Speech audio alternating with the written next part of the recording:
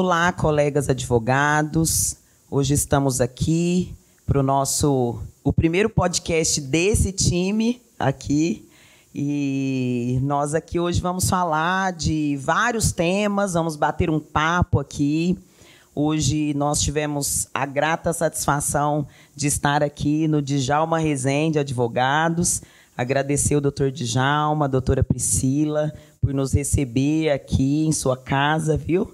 Estamos também aqui com o doutor Heitor Soares, meu colega, a quem eu também admiro muito, um jovem advogado. E, como vocês podem imaginar, nosso assunto hoje é o direito agrário, né?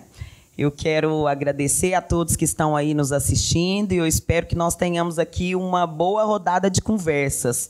E eu já inauguro essa conversa com você, Djalma, dizendo que eu estou muito feliz de estar aqui hoje de novo no seu escritório. Há muito tempo que a gente não se via, né? E para mim é uma honra estar aqui contigo, que é uma referência para todos nós que militamos nessa área e para todas as pessoas, mesmo os que não militam nessa nossa área, eu tenho certeza que conhecem o seu nome, que conhecem a sua advocacia. E já inauguro aqui a conversa te perguntando como se deu, como você se tornou o Djalma Rezende, né? Que hoje muito nos agracia estando em nosso estado. Obrigado, Thalita, doutora Thalita, doutor Heitor, doutora Priscila, minha amada. Tá ali do outro lado, a doutora Clésia está escondidinha, tá? Pessoal presente da AV Jovem ali. E agradecer o pessoal da produção aí, que montou tudo isso aqui, muito bem organizado. Dizer que é uma grata satisfação revê-la, porque nós temos uma história antiga no direito agrário. A doutora Thalita me trouxe lá nos anos 2000, nos anos 2000, eu estou falando de 2000 mesmo, não depois, né? Trouxe uma ação de um valor muito expressivo, né? E que nós sofremos muito, mas entregamos aquilo que nós pretendíamos, né? Aquilo que nós idealizamos, né? Então, dizer que a satisfação maior é minha, tá? De revê-la, né? Sempre bem, sempre disposta, trabalhando, lutadora, mulher lutadora, batalhadora, né? Correta, né? Então, tanto é que nós tivemos isso há 20 anos. Já estou falando o tempo. E estamos aqui junto novamente, né? Então, assim, essas questões de parceria, elas geram muita disputa, muito egoísmo, e graças a Deus, no nosso caso, nunca aconteceu isso, né? Então, elas, repito, né? A gente enfrenta isso aqui sempre, né? Assim, quando você vai fazer parceria com alguém, essa questão assim de vaidade, né? Eu quero aparecer na foto, essa palavra que fui eu quem coloquei na petição, né? Então, graças a Deus, nós somos desprovidos disso, que o resultado está aqui. Isso aí. E dizer que, acho que a maioria das pessoas sabem que eu sou de origem extremamente humilde, mas da roça, né? Eu nasci embaixo da roça, da serra, lá em Mineiros, né? E passei toda a minha infância, né? Na roça, né? Fui carvoeiro, depois mudei para a cidade, fui oleiro, aliás, fui carvoeiro na cidade já. E fui carvoeiro, fui oleiro, fui engraxate, fui servente pedreiro, né? Mas eu digo que a olaria é um trabalho muito árduo, mas a carvoaria, ela é realmente assim, ela marca muito a gente, porque ela marca assim, nos detalhes. Você fica aí 5 anos para tirar a tinta do carvão da sua unha, que às vezes entra uma ferpa aqui, aquilo não sara nunca e tal. Mas eu sou muito grato a Deus, né, por ter feito eu passar por tudo isso, né? E para até exemplificar para os jovens advogados, para as pessoas tão jovens como vocês todos que estão aqui, que parem de imediatismo. Em primeiro lugar, eu quero confessar uma coisa aqui, eu tenho 2 testemunhas aqui, que é a minha amada Priscila e a doutora Clésia, que está ali do lado, né, que é advogada aqui do escritório, é que a questão de você ter essa pressa né? Eu vou dizer como eu tive pressa. Eu estudei Pontes de Miranda 11 anos, 10 horas por dia. Nossa! Eu tenho testemunha não dela, mas do desembargador Luiz Ferreira, que já esteve contando isso aqui. Então, eu estudei tudo de Pontes de Miranda. Inclusive, tem todas as obras, né, na biblioteca ali de baixo. Isso. E um ciúme. Né? Então, por quê? É porque nós tínhamos essa coleção no escritório de Cuiabá, né? E depois, quando eu desmembrei, eu demorei para montar essa coleção de novo, né? Então, eu penso, as pessoas pensavam que eu iria prestar concurso. Nunca quis prestar concurso. Então, pois é. Então, o que acontece? As pessoas precisam se preparar. E a grata satisfação que eu tenho, doutora Thalita, doutor Heitor, doutora Priscila, é que eu escolhi um autor que ele se parecia muito comigo no estilo. Estilo que eu estou falando de personalidade. Né? Eu sou leonino, tenho uma personalidade mais forte, e ele dizia o seguinte, vários trechos de Ponte Miranda, você vê ele dizendo o seguinte, olha, esse cidadão aí não sabe o que ele está falando. E é bem o meu jeito de agir também. E eu tenho a grata satisfação de ter pegado uma pessoa que, o ano passado, saiu uma pesquisa no Conjur, que da primeira à última instância, o autor mais citado por todos os magistrados, repito, da primeira à última instância, quem era a doutora Clés? Pontes de Miranda. Então, olha que felicidade que eu tive. Olha que felicidade que eu tive. Um cidadão que faria 100 anos agora, ele já faleceu, e eu tive a felicidade de estudar na obra desse cidadão, nas obras desse cidadão, que até hoje é referência, né? E essa, uma das coleções que eu tenho aí, que é Tratado de Direito Privado, ela contém 60 volumes. É a maior obra de um jurista, de um único jurista do mundo, até hoje, essa obra de 60 volumes do Pontes de Miranda. Então, ele remete para vários autores, naturalmente, você não está estudando só Pontes de Miranda. Ele remete a autores que ele diz que não sabem nada, e ele tem as teorias dele muito firmes até hoje. Que maravilha, que maravilha. E Djalma, você falou aí que foi carvoeiro, oleiro, e me surgiu o seguinte, quantos anos você tinha nessa época? Segundo a minha mãe, isso, fidada mãezinha, eu comecei a trabalhar com 4 anos e meio de idade. Porque naquela época, as terras que mais valem dinheiro hoje no país, que é o Chapadão, não valia nada. Porque o Chapadão, como não existia adubo, o que valia era a terra de cultura, que era embaixo da serra. Então, o que acontece? Meu avô tinha um pouco de terra. Só que, pela tradição, meu pai era o filho mais novo e ele ficaria na sede. Só que na sede, até próxima de Mineiros, você tinha era Chapadão. E o Chapadão não produzia nada. Aquilo, o que você fazia? Você, naquela época, era criação de gado, né? Quer dizer, a roça era na cultura mesmo, né? Você plantava feijão, arroz e milho, que era o que se plantava. Então, aquilo era feito numa terra de cultura, que não precisava de adubo, em tese. Não precisaria de adubo, né? Então, no Chapadão não daria isso. O que meu pai fez? Abandonou essa preferência que ele tinha de ficar na sede do meu avô e foi para embaixo da serra.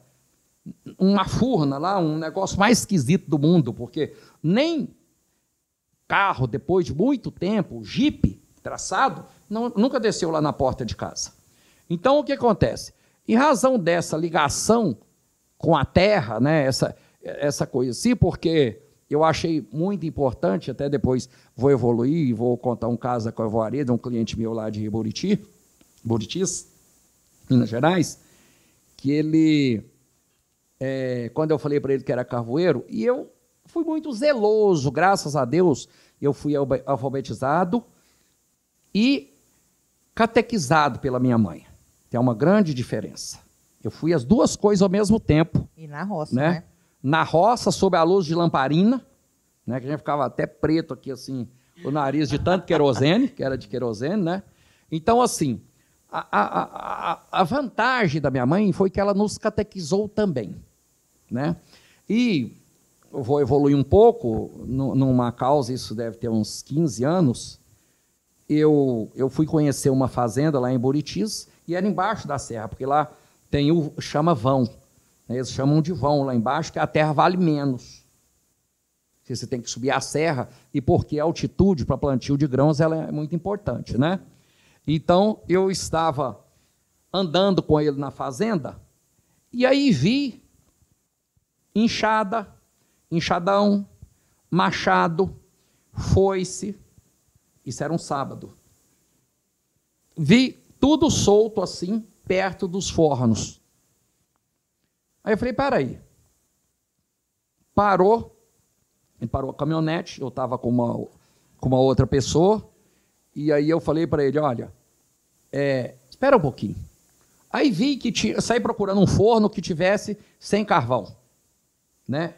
E peguei aquela tralha lá, aquela enxada, machado, essas coisas, por isso que é importante a minha origem. Você falou para chegar no direito agrário, né? Então eu peguei aquela tralha toda lá e coloquei no forno. Ele falou assim,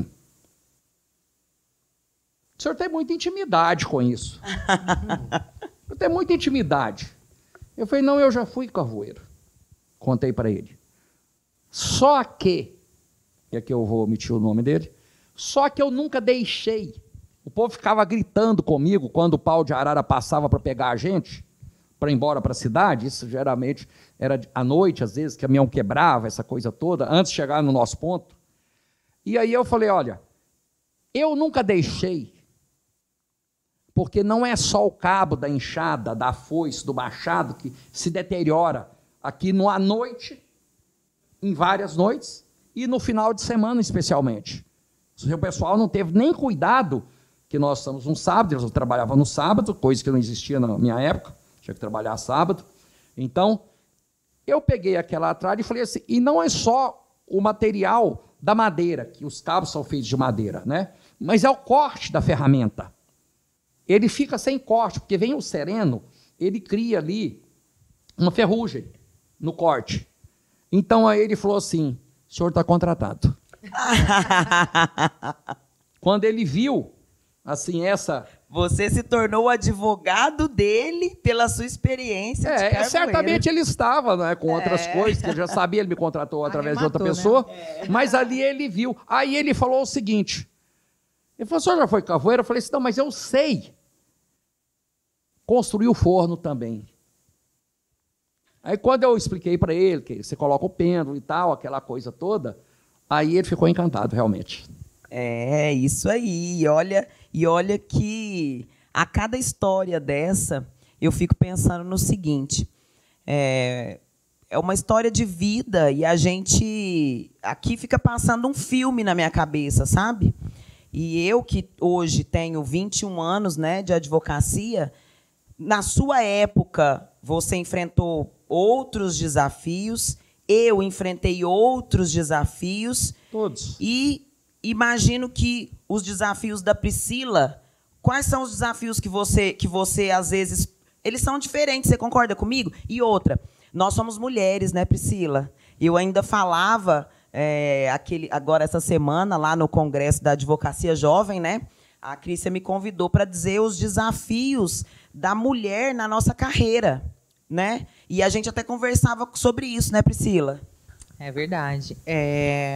Hoje o que eu mais percebo que tem tido melhorias, no entanto, ainda tem muito o que evoluir. A mulher, ela parece que a gente não pode acumular qualidades. A mulher, para ela ser uma boa profissional, ele já pressupõe que ela não é uma boa mãe, que ela não é uma boa esposa, que ela não é uma boa dona de casa. A gente não dá para eles, na mente limitante das pessoas, desde antes até hoje em dia eu vejo que isso é um tabu, né? Não dá para a gente ser boa em tudo. Então, hoje eu me vejo muito subestimada, às vezes, quando olha um rostinho bonito, não vê se realmente tem um conteúdo, sabe? Então, realmente, assim, a mulher, ela hoje tem conquistado o seu espaço e eu ouso dizer que até admiro muito mais as mulheres hoje por essa acumulação de funções. Porque hoje a mulher ela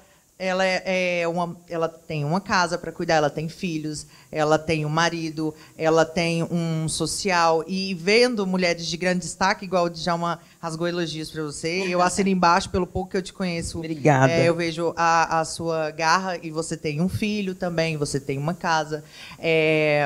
Então, hoje eu vejo a importância, sabe, da valorização da mulher, de ter mulheres abraçando mulheres, que eu vejo que, no normal, na vida cotidiana mesmo, já tem uma disputa de mulheres. Sim. E eu acredito que, com as comissões, a gente tem que se apoiar mais, sabe, fazer parcerias, que eu vejo um certo ciúme, uma competição. Até o Djalma sempre foi questionado por que ele tem mais mulheres no escritório, né, meu amor?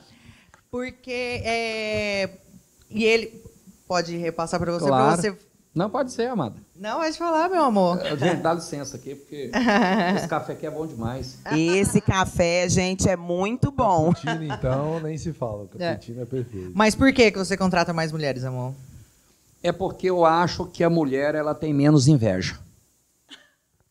Aí, ó. Aí. Eu estou falando sério, mas eu estou falando a verdade. Djalma, você tá assim, falando o contrário do que a gente sempre escuta, não é? Verdade. Adorei. Mas não é. Assim, a gente conversava aqui antes, né? E eu dizia, as pessoas, elas não estão assim mais comedidas no tempo. Calma, eu posso chegar lá. Que eu vivo dizendo, olha, eu sou exemplo vivo de que trabalhar, começar do zero pode dar certo. Eu sou exemplo vivo. Deixa eu só dar um adendo com relação a isso. O segredo, eu tive a honra de poder conviver um pouco com a minha sogra. E o que eu mais admirava nela é esse trabalho que ela teve com os filhos, desde pequeno, a nunca desistirem dos estudos, sabe? Ele tem irmã psicóloga, o irmã que é advogada, é poetisa, escreve muito bem também. E assim, eles tiveram inspiração porque a minha sogra ela nunca sentou num banco de escola. Ela foi alfabetizada na roça, sempre viveu na roça, e o pouco que ela sabia, ela repassou para os filhos. Então, o Djalma, por ser o filho mais velho, ele trabalhava desde os 4 anos realmente, porque ele tinha que dar conta do recado por ser o mais velho, e chegava à noite, morto de cansada, a mãe falava, senta aqui, que agora é a hora de conhecer a palavra de Deus, de ler, de escrever. Então, isso foi muito importante. Ou seja, né, Priscila, não tem um segredo, né? Não tem um segredo. Não desistir. Não é receita de bolo. Eu acho que o vencimento ele é pela educação. Claro. Sobretudo, aquela educação que a gente tem de berço, né? Aquela força de vontade de crescer, de batalhar, de construir. Eu acho que esse sentimento ele é muito nobre. E quando a gente vai pelo caminho certo da educação, eu acredito que não tem outro fim a não ser a vitória. E, Heitor, eu falava isso aqui antes, quando fui te apresentar aqui ao Djalma e a Priscila, eu mencionei isso, vou voltar nesse assunto. Você acabou de dizer a forma que eu te apresentei aqui. Você é um advogado jovem, com 3 anos, né, de OAB, e hoje está bem agraciado, num escritório muito grande, cuidando de uma carteira de direito agrário, e a minha percepção é que você chegou nesse lugar, você vai galgar muitos maiores degraus, mas eu já considero você um vitorioso. E a minha percepção é de que você chegou aí pela educação, pelo estudo e pelo que o Djalma disse agora, pela persistência, é isso? Não, eu estava aqui comentando mais cedo com a Priscila, com o Djalma, o próprio Djalma, a gente estava lá no banco da faculdade, hoje a gente já está aqui no seu escritório. Obrigado. Que é referência, né? É uma honra para mim. Acadêmico de direito, você fala em Djalma Rezende. Não, então, obrigado. Né, poder ter esses momentos, vocês que estão nos escutando, esse momento é enriquecedor para mim, ouvir vocês. E você falou uma questão que eu lutei, ainda luto até hoje, hein? Tem que esperar, ter paciência. E é um trabalho diário que a gente... Porque, assim, por exemplo, eu vim lá de Cristalina, Sim. Cidadezinha boa do interior, pujante. Aham. Né? E Terras valorizadíssimas, eu já tive ações ali. Né? Já tive ações ali.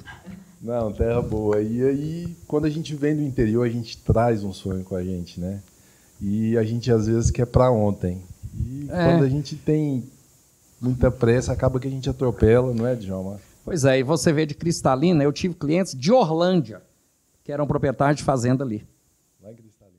Né? Então, assim, você precisa dar um tempo ao tempo. Agora, as pessoas pensavam assim, não, ia ter um concurso para juiz, as pessoas falavam assim, a vaga é do Djalma. Tinha o Ministério Público, a vaga do Djalma. Nunca prestei. Mas talvez pelo seu perfil de estudioso, né? Mas eu queria, porque, assim, a maioria das pessoas tiveram um início, às vezes, na advocacia, alguma coisa que as inspirou. Então, lógico, eu me inspirei e fui convocado a fazer direito. Mas eu era apaixonado pelo direito. Só que eu tinha a consciência que muita gente que nasce no berço da advocacia, ela não precisa estudar tanto como eu estudei. Mas eu era zero. Djalma, você está dizendo uma coisa agora que é o que o Rafael fala, né? Zero de herança jurídica. Isso. Zero de herança jurídica. Eu podia até ter me dado bem em montar várias carruarias, né? Olarias. Mas eu saí completamente fora do meu ramo. Até porque eu era humilde, mas eu era inteligente. Por exemplo, eu trabalhei numa alfaiataria. Isso não vai nenhum demérito a Vossa Excelência, viu, professora Adalberto? Mas andava de bicicleta. Eu queria andar pelo menos uma cinquentinha. Era meu sonho ter um Amor, Fusca. fala que você foi sempre rico, você nunca andou de ônibus. Eu falo. Eu nunca andei de ônibus porque eu não tinha o dinheiro para pagar o ônibus. Eu nunca tive dinheiro para pagar ônibus. Né? Então, assim, aí eu via aquelas coisas e via lá, por exemplo, o dono da olaria. Era um caminhão velho, era aquela coisa toda assim e tal. E graças a Deus, né, essa garra que a minha mãe nos deixou, e também a questão da catequese, né? Eu tinha muito medo daquele ali. Sempre tive. Eu falo, gente, eu acho que Jesus falaria assim para mim se eu traísse um cliente, se eu fizesse alguma coisa errada. Como a gente já estava falando até de suborno aqui, já tentaram me subornar e tal. Você é um grande canalha. Mas Jesus falaria isso para mim. Você era carvoeiro, você era engraxate, você foi oleiro. E eu te dei essa oportunidade. Agora você vem trair uma pessoa que depositou em você toda a sua confiança. Entende? E eu sempre digo, os olhos de Deus estão em todos os lugares. Né? Isso. E vou voltar aqui a uma questão que terminou esse tempo, uma causa bilionária na nascente do Araguaia, ali em Mineiros. E todos vão ouvir isso aqui depois e sabem que nós marcamos o jantar porque eu tinha pegado a causa por um valor e depois eu vi... Foi estudar, né, amor? E viu. Exatamente. E vi que era uma coisa, eu tinha colegas nossos lá de Mineiros que advogavam nela antes. Só para te interromper, porque o cliente fala assim, não, facinho, é assim. Você vai estudar o processo. E eu não tive todas as informações repassadas a mim, né? E quando eu fui ver, e eu falei, olha, não dá para fazer. Nós marcamos o jantar, na casa de um finado cliente meu, que vai aqui minha saudade eterna, Então, nós marcamos e reunimos todos os 8 proprietários dessas fazendas lá na nascente do Araguaia. E aí eu falei que não dava para eu trabalhar mais por aquele valor, expliquei tudo direitinho, e falei, mas eu já fiz uma petição aqui, eu acho que vocês poderão ter sucesso nela. Só que não dá para eu fazer, mas está aqui pronta a minha tese, que era uma tese contra todos os tribunais do Brasil. O STJ não tinha decidido ainda uma questão semelhante. Eu fui bombardeado por todos os lados com essa minha tese. E aí, o que acontece? E quanto tempo você estudou nesse processo? Eu fiquei 33 dias e noites, assim. Das 3 às 7 eu deitava, mas não dormia. 3 da manhã às 7 da manhã. Eu fiquei, e nós temos amigo comum que é advogado, que ele é testemunha disso. Eu descia do 15º andar, a caminhada que eu fazia, eu descia do hotel, Ele da internou num cobertura, hotel. eu descia, eu me internei num hotel com apartamento, escritório em Cuiabá, mas me internei num hotel na época das férias forenses, que isso foi antes da emenda constitucional 45 de 2004, né? Sim. Que aí estabeleceu as férias regulamentares. E aí nós... Quantos volumes o processo? Esse processo ele tem mais de 300 volumes. Meu Deus. É uma demanda muito antiga, né? E eu descia do 15º andar para tomar café. Então o café era posto todas as manhãs e eu descia para tomar café. E os meninos, na hora do almoço, se tivesse buffet, eles desciam para almoçar e me chamavam. Eu descia para almoçar e subia também. Se não tivesse buffet, eles pediam o prato, eu descia na hora que o prato estava pronto. Teve uma tentativa de suborno nessa época também. E agora nós concluímos essa demanda, mas eu ganhei tudo nela. Então, esse dia lá, voltando a Mineiros, eu estava, uma mesa linda. Não, e conta do caso que você achou a tese, ele pensou, ganhei. Nossa, ganhei, muito interessante. felicidade. Eu tinha uma tese Depois, que eu... segunda-feira, chegou todos os tribunais contra a tese dele. Eu sou muito apegado a nulidades, né? Eu sou muito apegado a nulidades. Não é essa questão formal que não pode atrapalhar, né? Mas, assim, essas questões... E eu encontrei uma certidãozinha nesse processo, de mais de 300... nesses processos, que eram vários... Lembra da página? 365 versos. Meu Deus. E era bem no início do processo. E você leu várias vezes o Eu processo li, inteiro? Né? mas só que eu começava da sentença para frente, porque a sentença já fez o relatório. Sim. Só que a sentença pulava essa parte. E aí foi quando tentaram me subornar, e, repito, o nosso amigo comum é testemunha disso. E eu falei, era uma autoridade, e eu falei, que merecia meu maior respeito também, e ele não foi assim, com o intuito de prejudicar alguém, assim, só que ele era amigo da outra parte. Aí ele disse, olha, eu vim aqui lhe oferecer 20 milhões de dólares, que está a menos de 100 metros da onde você está aqui agora, para você desistir dessa ação, para você sair dessa ação. Eu disse, olha, eu repito, tem testemunho. Eu disse, olha, eu não vejo realmente, hoje é o 26º dia, e eu não vejo realmente saída para esse processo. Entretanto, se eu falar para essa empresa que ela não precisa gastar R$1 comigo. Porque se eu ver uma luz no fim do túnel, ainda que coincidentemente pode ser a do trem, né? E eu não abro mão. E se eu não ver, eu sempre tive imagem de Cristo, assim, onde eu vou ficar alguns dias, pelo menos. E eu falei assim, e se eu não ver, eu não tenho coragem de mentir para aquele ali, que eu achei uma solução, e a empresa tem que me pagar para eu não andar adiante. Eu estou muito condoído com a situação dessas pessoas, que se não for uma atuação eficiente minha, e tiver resultado, eles vão virar pó. Eles vão virar pó. São todos milionários hoje. E eram. Já um pouco. Mas iam deixar de ser. Mas iam deixar de ser. Até porque isso evoluiu para o STJ. No STJ eu comecei perdendo pelo relator. E quando você lê o voto do relator, você fala até das pessoas que eram contra, assim, que não... vou voltar primeiro para evoluir. Antes, nesse dia desse jantar, uma pessoa inteligentíssima, todos são, né? Todos são, mas um deles me perguntou o seguinte, e por que você tem convicção que você vai ganhar essa demanda? Eu falei, vou responder o contrário.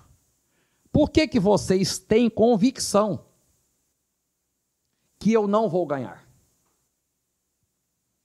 É porque eu sou de Mineiros, santo de casa não faz milagre, e o advogado anterior seu foi engraxate dele. Olha só. Mas, peguei a Bíblia, eu não me lembro agora que eu estava bem mais, me perdoe, meu Jesus, que eu lia bem mais a Bíblia. Leio todos os dias. Faço oração todos os dias e leio todos os dias. Só que aí eu falei o seguinte, só que vocês vão de se lembrar que quando Jesus voltou para pregar nas sinagogas, as pessoas perguntavam, de onde vem tanta sabedoria? Eu estou emocionado. De onde vem tanta sabedoria? Esse não é o filho do carpinteiro? De onde vem tanta sabedoria? E eu falei assim, esse é o carvoeiro, guardadas as devidas O proporções. engraxate, né, amor? Olha. Porque Então, o advogado, ele questionou, ele falou, ué, mas você está me trocando por um advogado? Esse cara engraxava o sapato do meu pai, que credibilidade esse advogado tem? então assim, e O tivemos despeito, né? sucesso, né? Hoje estão todos bem, a gente tem uma relação Conseguiu de carinho, mudar, né, o amizade, entendimento, né, mudei e depois aí voltando, aí eu encontrei essa certidão e falei, aqui está a nulidade. Tá bom. Quando foi? Aí eu perguntei para os meninos, repito, nós temos esse amigo comum, que eu perguntei, onde vocês estão? Nós estamos no café, porque saiu todas as noites. E eu falei assim, eu estou no Café Cancún. Eles disseram, eu estou no Café Cancún. Eu falei, então prepara umas champanhes e ganhamos a ação. Isso era uma sexta-feira à noite. Aí, só que 33º dia, amor? 33º. Terceiro, né? Aí eles falavam assim, mas o que é? Vocês acham que eu vou falar? Todo mundo bebendo, todo mundo Depois querendo ia fazer. passar para comentar com alguém. E era a maior ação que tinha em Mato Grosso em relação ao direito agrário naquela época. Bacana. E aí eu disse, olha, eu vou olhar. Como eu sou analfabeto digital, então eu não mexo com computador, né? Tanto é que as pessoas que digitam, né, doutora Clécia? Então, eu falei, quando foi na segunda-feira, eu falei, segunda a gente vai trabalhar. Nós vamos ter férias amanhã e depois. Segunda a gente volta a trabalhar, que eu vou escrever. Aí, quando fui olhar, todos os tribunais eram contrários à minha tese. Todos. E eu parti para buscar um parecer junto ao professor Humberto Teodoro Júnior. Grande homem, grande jurista, reputação ilibadíssima. Até porque ele diz, Djalma, embora os honorários sejam bons do parecer, eu não comungo com a sua tese. Eu não comungo com a sua tese. E eu fui, tanto é que nós temos aqui um e-mail dele, da filha dele. Você podia pegar, por favor, doutora? Porque posso? Claro, claro. É bem relevante. E eu digo, e aí, quando eu fui várias vezes, professor, mas assim. Tentando convencê-lo, né?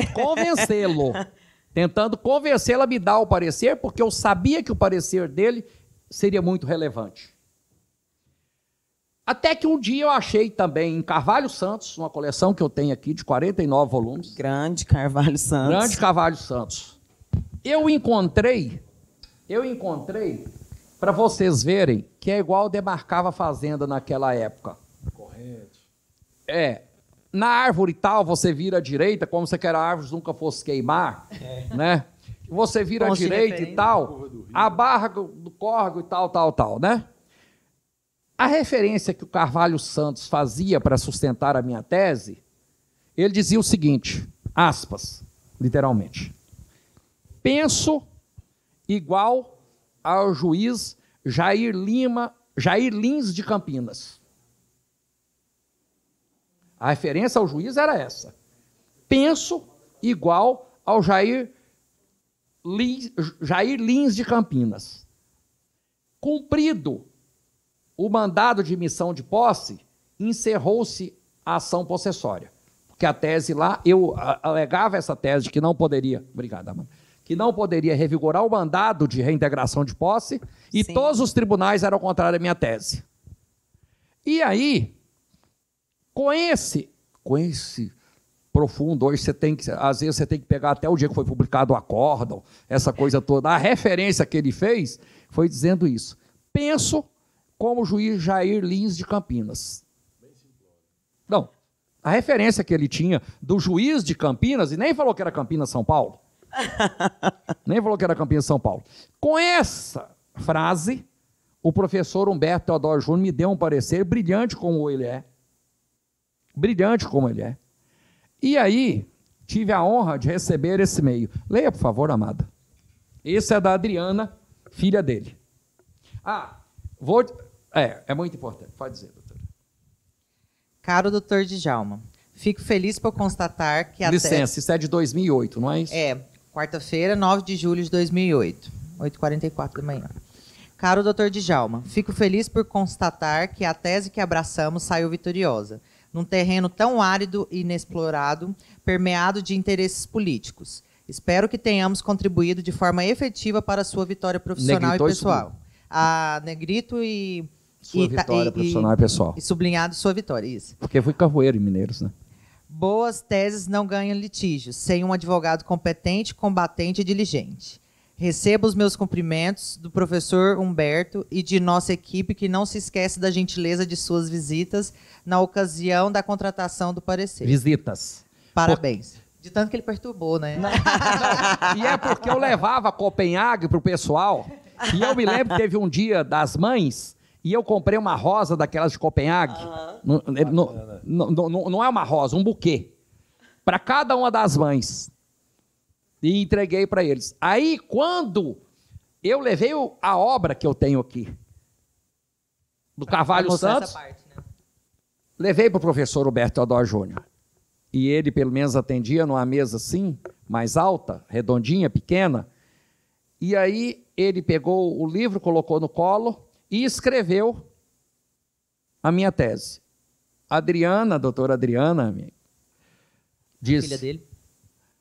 Doutor Djalma, pai, mas essa é a tese que nós não comungamos com ela, ué. Aí o professor falou assim, não, mas tem mais alguém que pensa igual a ele, faz o parecer. Olha só. E passou o livro para ela. Parecer brilhante, que foi fundamental para eu ganhar a demanda. Fundamental. Né? E... Pode dizer, doutor. E olha só, Licença, vou tomar mais um café. Djalma, você tá narrando aí, e isso está sendo como se fosse um passo a passo, sabia? Para a advocacia jovem, especialmente, né, Heitor? Porque o doutor Djalma narrou aqui as visitas dele ao cliente, como ele fez para trabalhar naquela ação, que ele contratou um parecerista. Eu tô achando que isso é um passo a passo, viu, Heitor? 6 vezes eu fui no professor Humberto Teodoro Júnior. 6. Persistência. 6. Sempre. Porque eu buscava isso o tempo todo. Tudo. Eu buscava isso o tempo todo. Eu comia livros. Eu como livros nessas coisas. Então, às vezes as pessoas precisam parar de comer chopp, comer noites. E coma um pouco de livros. Tem que se dedicar àquele propósito. Eu naturalmente, sempre falo... que é um termo até esdrúxulo aqui, mas a gente está dizendo... Eu sempre falo, o doutor Djalma, do doutora Priscila e doutora Thalita, que a jovem advocacia, ela precisa ser mais participativa, principalmente na ordem dos advogados do Brasil. Eu falo que a minha ida, a minha participação efetiva na Secretaria de Comissão de Direito Agrário é que me proporcionou até acesso a grandes profissionais do direito, não só do direito agrário, mas de outras áreas do direito, e que com isso a gente vai tendo, primeiro, a expertise necessária para poder ouvir aquele ensinamento. Olha a persistência do senhor na porta do professor sempre.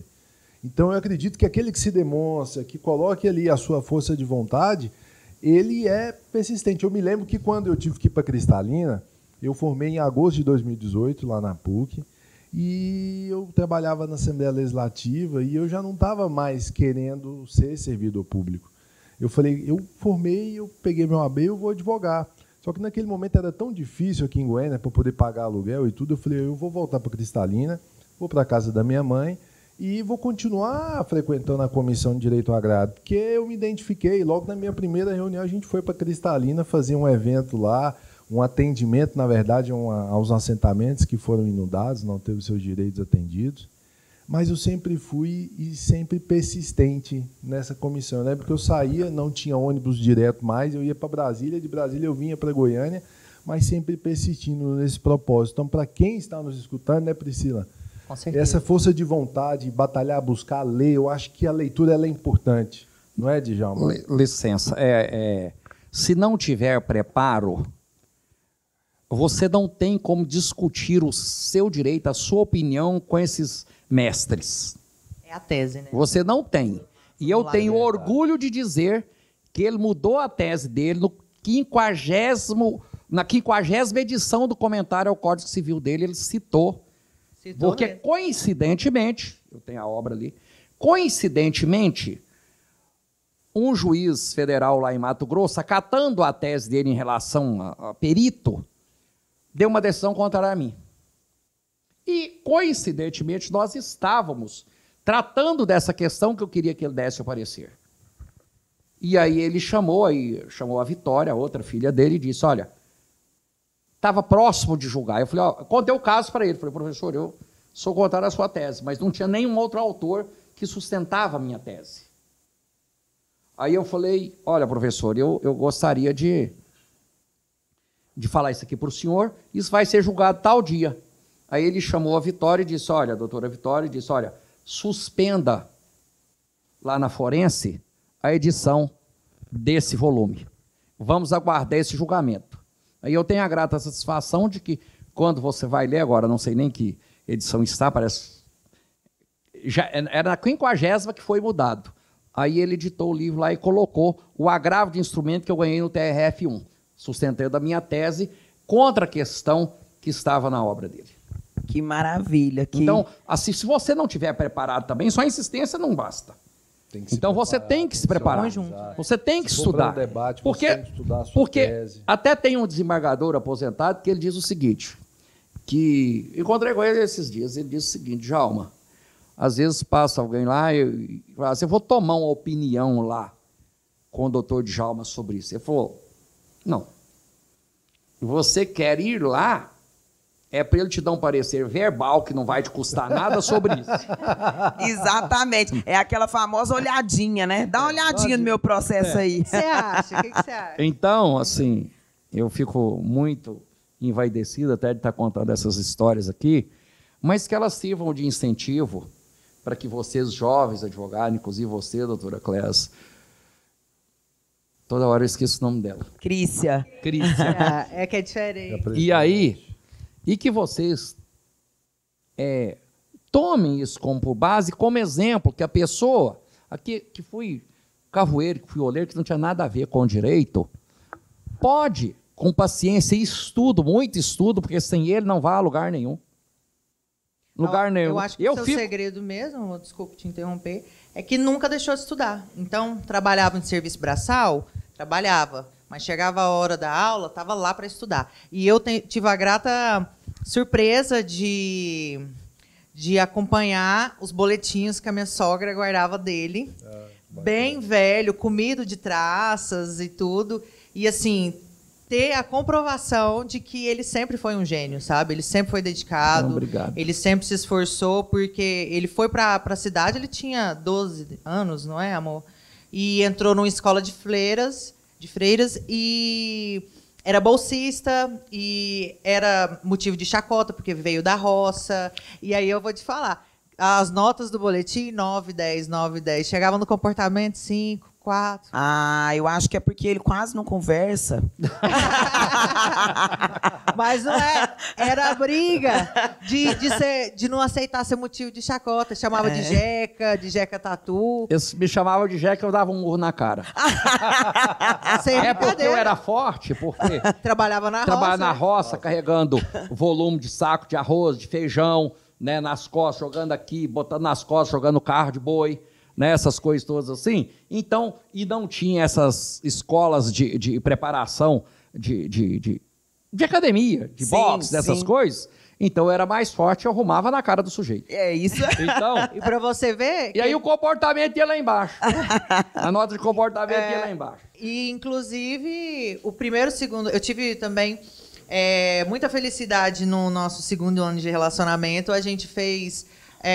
terceiro, né? Na verdade, né, amor? A gente fez um tour no fim de ano. Eu, ele e minha mãe. Porque, na verdade, quando a gente começou a se relacionar, que você viu que eu converso pouco e ele também super pouco. E ele me contava as histórias, eu falava, não, gente, não é possível que uma pessoa teve uma vida tão desgraçada assim, não é possível, deve estar conversando para dramatizar. Tá querendo me conquistar com essa história. E eu, assim, eu confesso que eu fiquei muito admirada e por diversos momentos a gente chorou junto, porque ele fez um ensino médio numa escola agrícola em Garapava, que ainda existe essa escola. Existe. E o que mais me admira é porque a gente pôde passar, a gente foi de carro, né? Passamos em Garapava, onde ele morava. E assim, o que ele fazia para conseguir o dinheiro, porque trabalhava o dia todo na Olha lá, é importante, olha aquela. Tem como filmar aquele quadro lá? Não. É pesado, doutora? Você consegue? Foi ele que fez. Ele que esculpiu. Esse de madeira? É. Exatamente. Era a minha sobrevivência para estudar no colégio agrícola. Olha só. E Esse sabe era o da que minha ele fazia? mãezinha. Foi uma história feliz, eu quero fazer questão de contar, porque a gente chorou igual criança lá. Os meninos chamavam... tinha condição, no fim do dia, ia para a sorveteria para ter aquela azaração, né, de ensino médio. Essa situação. E o pessoal chamava ele para ir na sorveteria e chegava lá, ele ficava de fora, olhando o povo tomar sorvete. Ele ficava de fora, que ele não tinha um tostão. E a gente foi, ele me mostrou onde era... Isso foi feito por mim.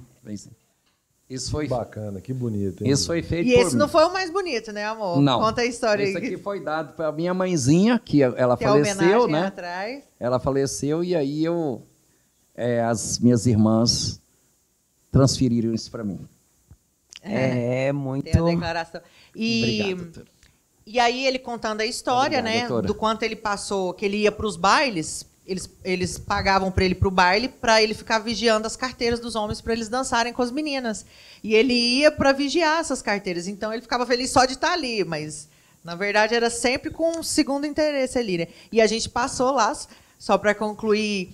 Ele falou, não, era bem ali a sorveteria. Não, em primeiro lugar, nós somos na igreja. Onde ele Quando ia pra missa. nós entramos em Garapava, eu falei, ó, todo domingo eu vinha à missa. Aí a gente todos os entrou domingos na eu vinha à igreja, missa. rezamos, né, amor? Aí nós entramos na igreja, aí continuamos.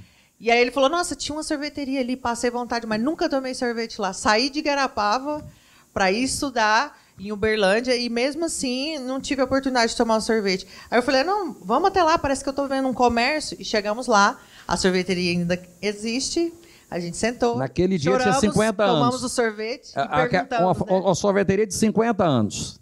54, né, na verdade, tinha. É verdade.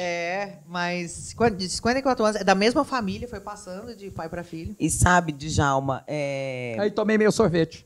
Tomou. olha Finalmente. só, o Heitor estava falando aí a importância, né, dos jovens advogados já participarem da OAB, porque o que acontece? Eu, pelo menos, quando eu me formei, me tornei... Sim. Torná-la forte, torná-la respeitada, saber que ali tem homens e mulheres valorosos, né? Para saber que ali, porque a pessoa aprende muito ali.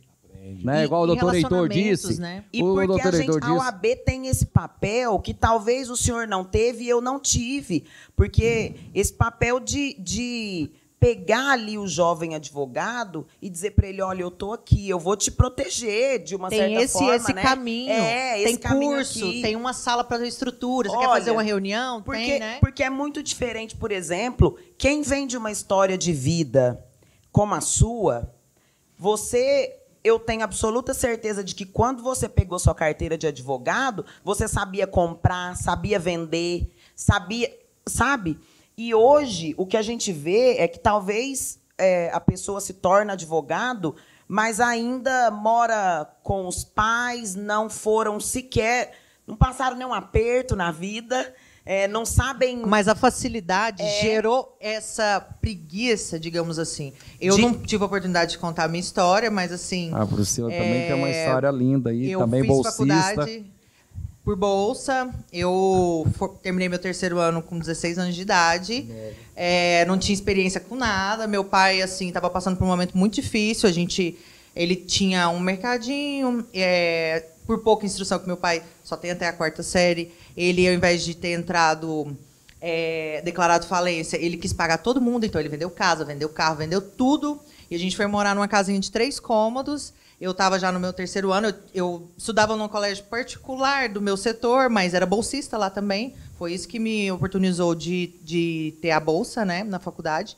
E aí, quando eu terminei o 3º ano, que eu faço aniversário em dezembro, eu terminei com 16 e aí já estava próximo de fazer 17 anos. Eu falei para meu pai, eu consegui uma nota boa, eu tenho a bolsa e tal. Ele falou, mas eu não tenho estrutura nesse momento para te ajudar com nada. E aí até hoje eu peço desculpa para ele, que eu fui meio rebelde, que o pai e a mãe, eles querem segurar demais os filhos, né? Sim. E assim, eu brinco que se aperta demais entre as mãos, sai entre os dedos. Então, eu entendo a proteção, porque o mundo cada vez está mais difícil, né? Mas eu agradeço de ter contrariado eles naquele momento, porque a minha mãe, o meu pai foi pedreiro por muito tempo, e a minha mãe chefe de cozinha, e ela trabalhava em eventos. E aí, como eu era menor de idade, eu ia para ajudar ela e ganhava um trocado também da pessoa que estava organizando o evento, né? Então, trabalhava na cozinha, trabalhava de secretária, de cerimonial, de garçonete, que aparecesse, ganhava um troco. Juntei esse troquinho, fiz a minha matrícula, e lá na fila da matrícula da faculdade, eu converso pouco, como eu disse, fazendo amizade com todo mundo. Tinha um senhor lá que trabalhava no financeiro da faculdade. Eu perguntei se lá estava precisando e tal, que eu não tinha experiência em absolutamente nada. Digitava, assim, tinha um curso de digitação, mas não tinha experiência de nada, né? Era uma menina ainda, menor de idade. E aí ele perguntou, aí ele falou que tinha admirado a minha coragem e que trabalhava lá na faculdade, mas trabalhava também numa empresa, e que, pela minha boa comunicação, por eu ser extrovertida e tal, que achava que o meu perfil daria certo porque ele estava procurando. Peguei o endereço, toda feliz, não sabia nem andar em Goiânia direito, porque a minha mãe ela tem 46 anos e ela me teve com 15 para 16, então a juventude dela foi em prol de cuidar dos filhos. Então ela dizer que a minha sogra é mais nova do que eu. E ela parecia uma galinha. Mas ela não falou pintinhos. uma coisa muito importante. Os avós maternos delas, inclusive, infelizmente, perdeu a avózinha dela com 65 anos. Os avós maternos são mais novos do que eu também. Minha família materna assim, é muito jovem. E aí, o que acontece? Peguei o endereço toda feliz, porque, como eu disse, a juventude da minha mãe foi em prol de cuidar dos filhos, então ela parecia uma galinha cuidando dos pintinhos. Então, não poderia ventar, não poderia sair, não poderia fazer nada. E aí eu peguei o endereço, sem saber de onde era, toda feliz. Falei, não, vou marcar e vou. Fui pegar o endereço e fui descambando. A empresa era do lado do Cepaigo, ali no setor empresarial. Nossa. Fui na primeira... na entrevista, passei, fui feliz. E assim, o que era para ser atendimento, eu virei... telefonista, financeira, atendimento, tudo que precisava, né? Porque ainda mais querendo fixar ali para fazer o meu sonho, que era estudar, né? Fazer uma faculdade. Cheguei em casa, muita briga, que meu pai não queria e tal. E o que eu falo, que eu me arrependi, que eu falei para ele, você não tem estrutura e você não quer deixar eu conquistar as minhas coisas.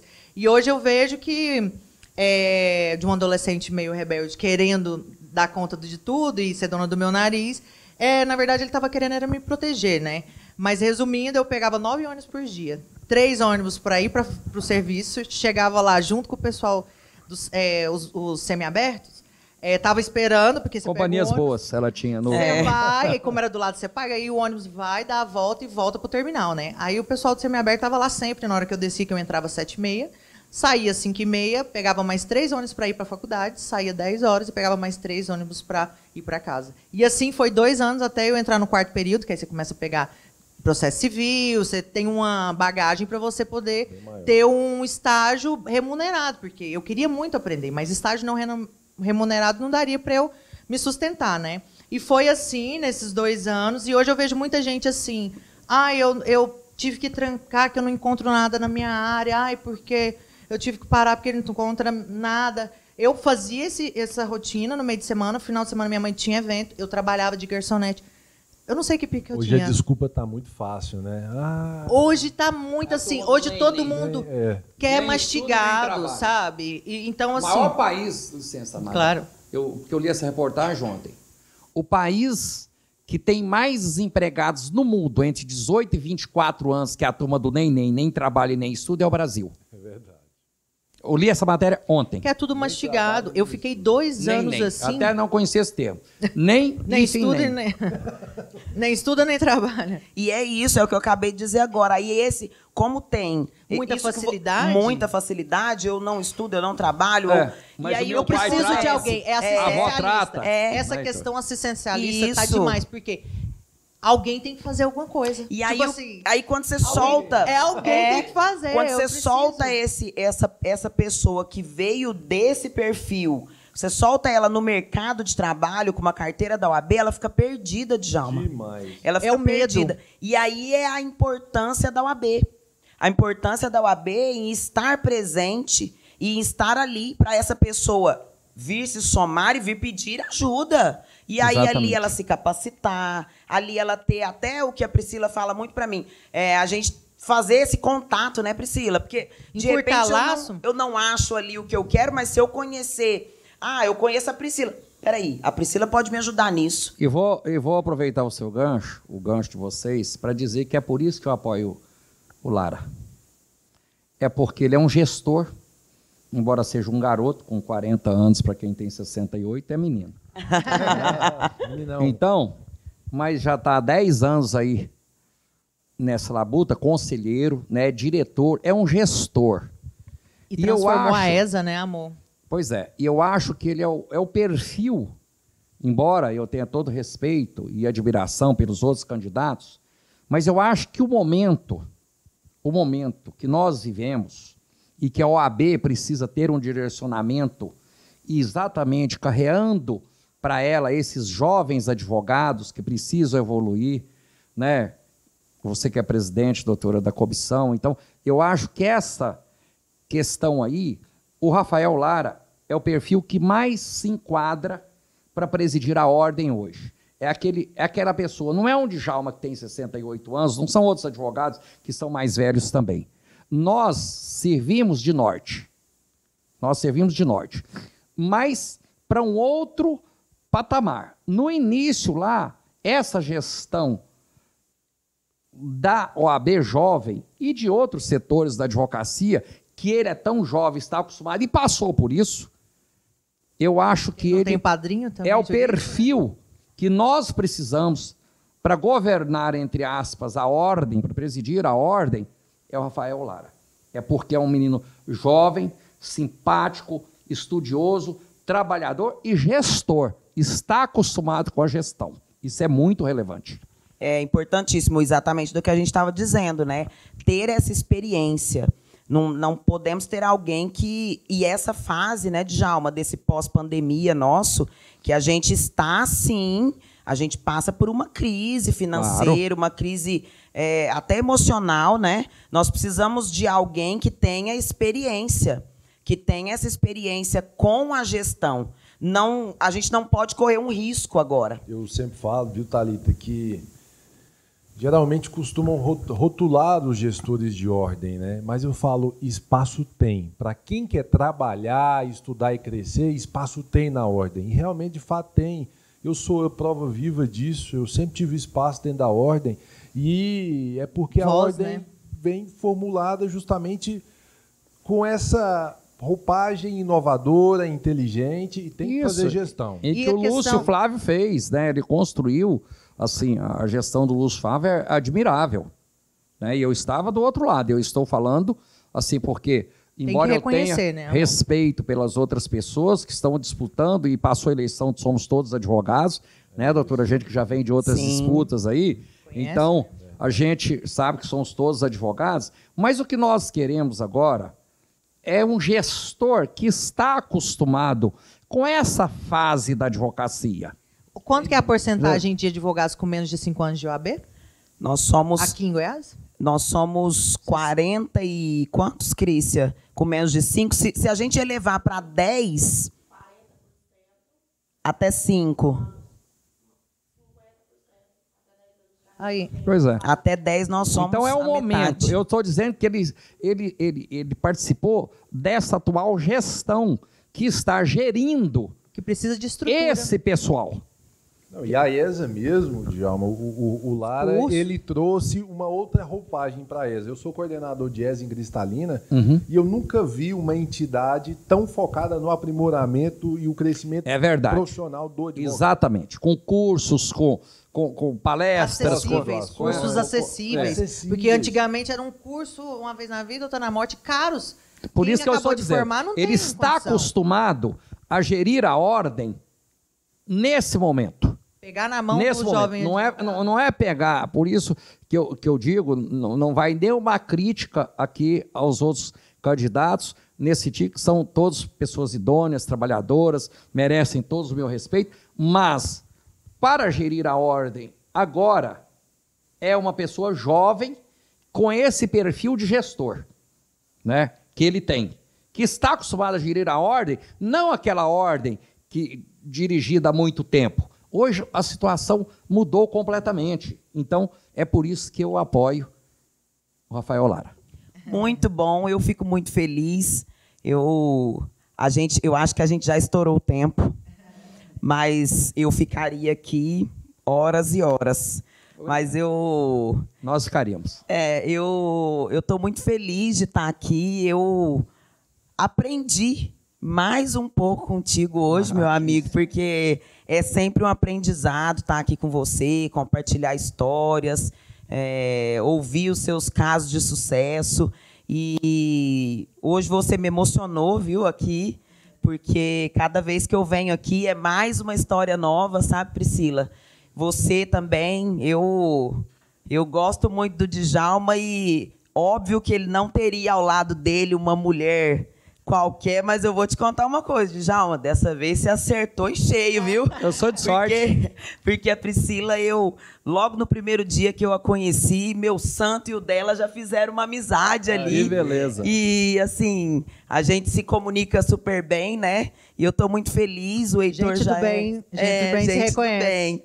O Heitor também já é o meu parceiro aí de muito tempo. Eu acho nesse momento até importante a gente trazer aqui, né, Thalita? O Djalma é um grande percursor do direito agrário nível nacional, de nós darmos as mãos, juntarmos, né, para tornar, né, ainda mais Goiás referência em direito agrário, né, Djalma? Isso aí, isso é importantíssimo. E tem, eu acho que com o crescimento do agronegócio aí, não é só questão de disputa de terras. É isso que a gente estava falando. Às vezes uma ação trabalhista, né, amor, tem envolvimento com agrário, tributário. Você tem muitos ramos aí de atuação, né? Por isso que eu sou apaixonado pelo direito, né? Então eu acho que ele abre um leque de opções aí muito grande, né? Então eu acho que o profissional do direito ele tem assim várias áreas de atuação, né? Então se prepare para aquilo, né? Nós estamos acostumados a fazer aqui petição de assunto que nós nunca trabalhamos com ele. Sim. Né? A gente, por exemplo...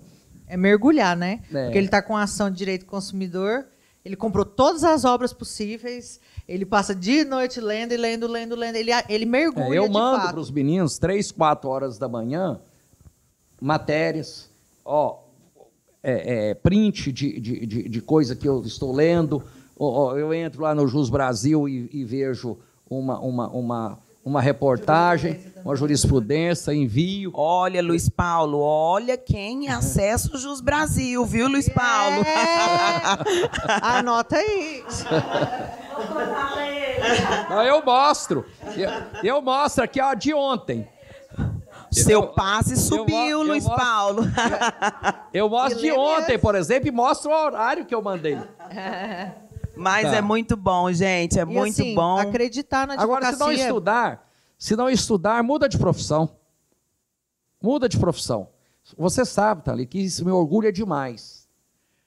Aqui eu nunca tive um estagiário que não passou no exame de ordem. Tive uma exceção, que eu conversei educadamente com a pessoa e falei, muda de profissão.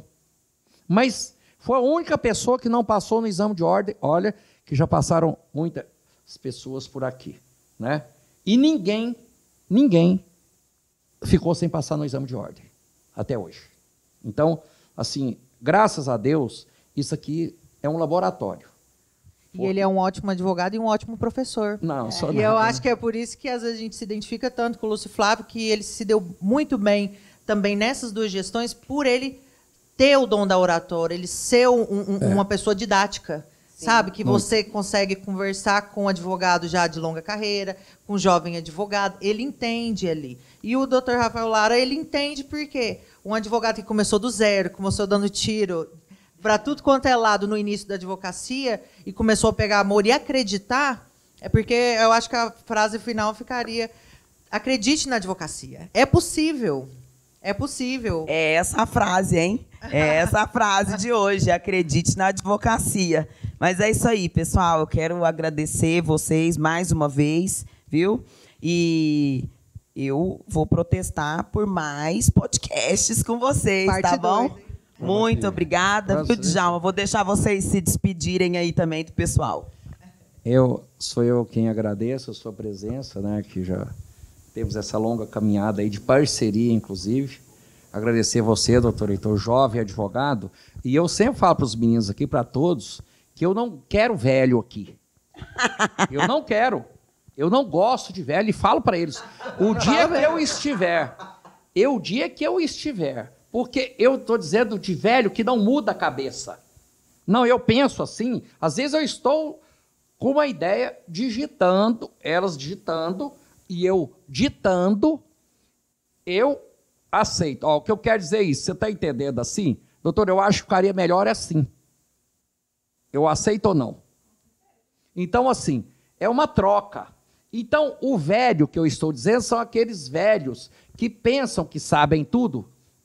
E não precisa estudar mais. E eu já dizia isso, não é agora depois da internet, não, bem antes da internet, eu já dizia o seguinte: nós temos que ter cuidados, nós mais velhos, com o jovem advogado, e eu não estou falando pós-internet, não, eu falava antes, com os jovens advogados, que pode derrubar uma biblioteca de 10 mil obras jurídicas. 10 mil títulos de obras jurídicas. Entendeu? Então, eu sempre falo assim, ó, estude, atualize. E eu gostaria de encerrar, o braço a torcer, doutora, né? Eu gostaria de encerrar pegando aquela questão do Ponce de Miranda lá. Por favor, veja o que é, para encerrar, falando dele, foi quem eu estudei. O que tem numa obra dele, aqui que ele disse em 1947. Olha o que era esse cidadão. Porque além de ele ser advogado, ele era matemático. Você sabe que ele discutiu a teoria da relatividade com Einstein? Não, isso eu não sabia. Pois é. E aí o ministro do Supremo Tribunal Federal, Edson Fachin, esteve na Alemanha fazendo um curso de doutorado e com os seus colegas resolveram tirar a prova disso. E lá estava numa palestra, isso foi o que eles conseguiram alcançar, lá estava numa palestra do Einstein, quem estava lá inscrito na palestra? Ponce de Miranda, o nosso brasileiro Ponce de Miranda. Então esse cidadão, tive a felicidade de estudar as obras dele, é de uma genialidade assim, incomum, né? E que é atual até hoje. Eu queria só mostrar para vocês a importância do estudo, para encerrar, para todos vocês jovens advogados que estão nos assistindo, o tanto que é importante o estudo, porque nenhum jurista ele gosta de discutir com alguém que não tem embasamento legal. Não, eu não concordo com isso. Por quê, né? O direito, ele é muito, assim, ele tem certa, eu até uso muito esse termo, que ele tem uma certa logicidade. Só que quando chega nos meandros das teses, você precisa ter estudo. Você sabe que... É o social, mas é... Você sabe que filho não pode... Neta não pode casar com avô. Tá, mas qual que é o embasamento legal? Aí o cidadão se perde. Porque o cidadão fica no linear. Oh, muito obrigado, doutora Clécia. Olha o que dizia Pons de Miranda em 1947. Isso está na obra dele, que eu acabei de citar, é Tratado de Direito Privado. Aspas. A grande vantagem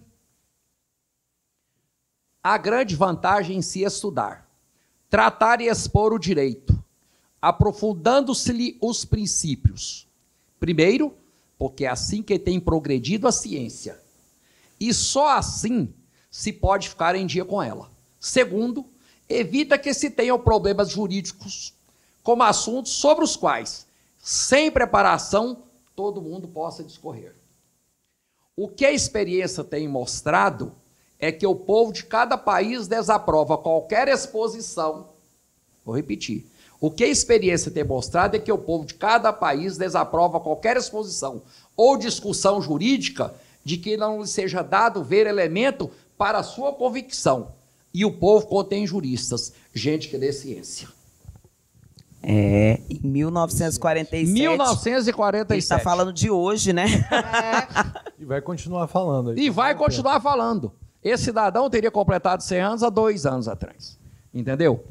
E ele é esse gênio que fez direito aos 18 anos. Então, tive a felicidade. Eu gostei desse negócio assim, porque eu não gosto de pegar o comentário ao Código de Processo Civil, um volume. Para rotina ali que você está precisando, sim. Agora, para você aprofundar o conhecimento, você tem que ir mais além. Então, quando eu me decidi e dediquei a estudá-lo, é porque era uma coleção de 60 volumes, que é o Tratado de Direito Privado. Quer dizer, tudo que você procura do direito privado está ali, hoje, como tão real como isso que eu acabei de ler para vocês. Muito obrigado. Então,